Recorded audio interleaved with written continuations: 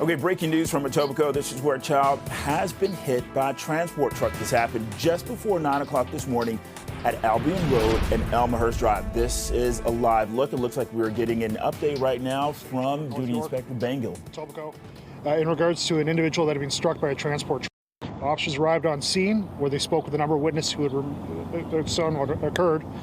There was a vehicle traveling northbound, that's the transport truck directly behind me, that struck a young child that had entered the intersection. That child was transported to Sick Children's Hospital, an emergency run, and is still remaining at the hospital right now, where I'm awaiting a condition update in regards to what his injuries are, but they're conducting emergency life-saving measures at this moment. The truck driver has remained on scene and is cooperating with the investigation itself. We've had a number of people that have come forward that have provided us with information, including video of the actual incident that occurred. The understanding that we have at this point is that the truck was northbound in the curb lane, and as it was approaching Beattie Avenue, the individual, who's an 11-year-old child, entered the intersection, was struck by the trailer of that vehicle. And the truck, as you can see, is positioned just north of the intersection where this occurred, where they remain at the scene. We have a number of officers that are here in place from traffic services reconstructing the collision itself to determine exactly what happened as well. The truck itself will be subject to a mechanical investigation in terms of its operation at the time of, and see if there's any contributing factors to that.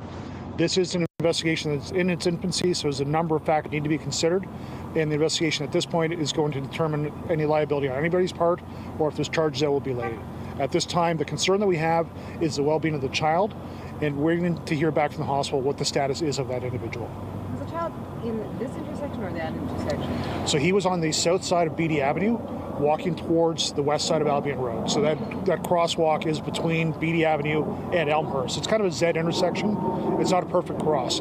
So Beattie is off to my left. For the viewers, it's to the right. And the other side is Elmhurst Avenue. So they don't match up perfectly, but the sidewalk is from the south side of Beattie Avenue to the west side of Albion Road.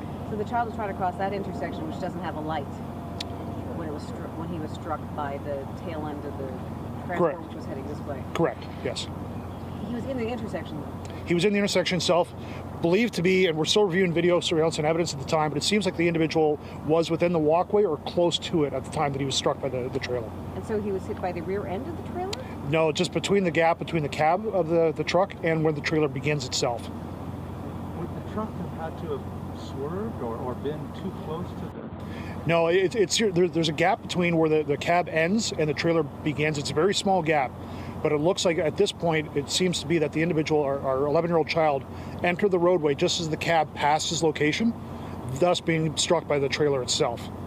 At least that's what the video suggests this time. Again, there's a lot of other factors that could be at play here. The speeds of the vehicle, what the individual would have seen when he actually entered the intersection, the status of all the traffic around him as well. So there's a number of factors that we need to weigh in before we can make a determination. Did the driver actually know that he struck the child? It would appear so. Given that they had stopped in such a close proximity from where the collision actually occurred, it would suggest that he was aware that he had struck something at the time. Did he see the child? Does he say he saw the child go into the intersection? I don't know. The individual has not been investigated or interviewed as of yet. So in terms of what he saw or his role within the investigation is still part of that initial stages. And how is he doing emotionally right now? Like anybody could well appreciate being stricken a child with their vehicle, at fault or not, the fact that they're involved in that would be extremely traumatizing. We've offered services to not only the victim himself, their families, but the driver as well.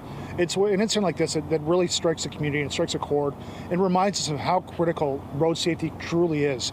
And you can never be complacent. You can always be aware of your surroundings. And on any given day, these are perfect, ideal road conditions. It's dry, it's the middle of the daytime, but there's still the chance of being struck by a vehicle. And it really hits home for a lot of people. And I'm sure this is going to impact the child's school, his family, and the community at large. So he'd be a grade 4 student?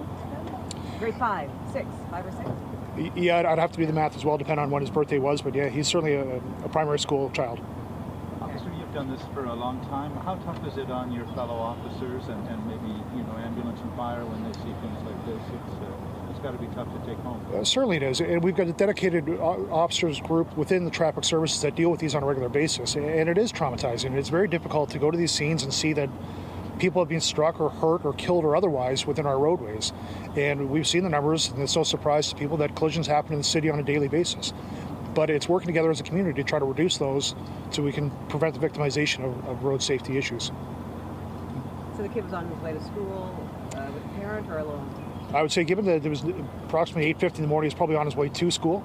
The school that the child attends to has been made aware of this incident and actually attended to the location.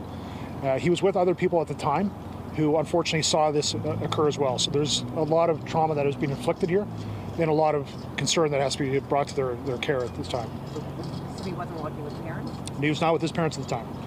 Yeah. Any indication how long the stretch is going to be cordoned off? It's a great question. Given the severity of the injuries here and how much work we have to do at the scene here, it's going to be a significant time before we can reopen this intersection. So I would say a fair estimate would be at least another 4 to 5 hours before this becomes opened up again. Thanks so much. Thank you, everyone. Appreciate it. Thanks. Thank you. Thanks. This morning's incident where an 11-year-old child was hit, we were listening to Duty Inspector Jeff Bangild with Toronto Police Department. What you're looking at right now, that is the truck involved in this accident.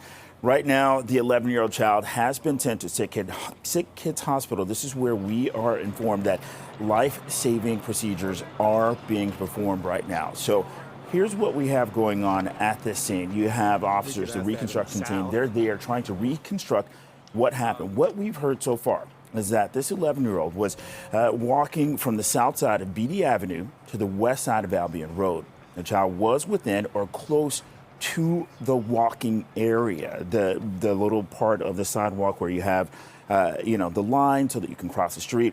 And the trailer hit the kid as he entered the roadway just as the cab passed. So that area will be closed again for about 4 to 5 hours. And again, this is the latest from Albion Road and Elmhurst Drive, where a child was hit by a transport truck.